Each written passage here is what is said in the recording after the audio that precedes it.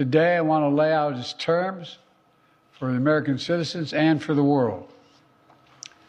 This new proposal has three phases. The first phase would last for 6 weeks.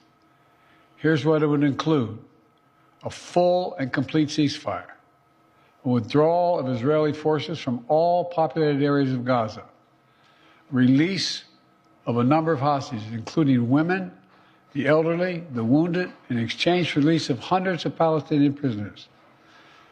There are American hostages who would be released at this stage, and we want them home.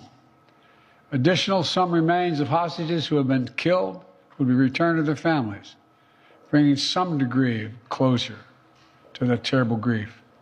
Palestinians, civilians would return to their homes and neighborhoods in all areas of Gaza, including in the north.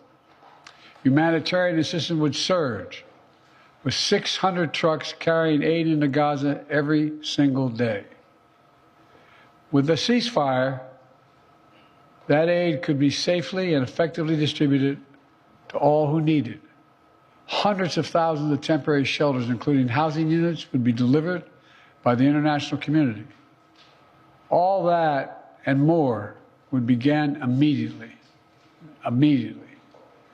During the 6 weeks of phase one, Israel and Hamas would negotiate the necessary arrangements to get to phase two, which is a permanent end to hostilities. Now, I'll be straight with you. There are a number of details to negotiate to move from phase one to phase two. Israel will want to make sure its interests are protected.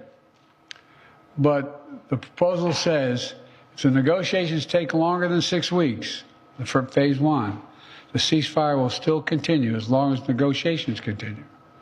In the United States, Egypt, and Qatar would work to ensure negotiations keep going. All agreements, until all the agreements are reached and phase two is able to begin. Then phase two, there would be an exchange for the release of all remaining living hostages, including male soldiers. Israeli forces would withdraw from Gaza, and as long as Hamas lives up to its commitments, a temporary ceasefire would become, in the words of the Israeli proposal, the cessation of hostilities permanently, end of quote.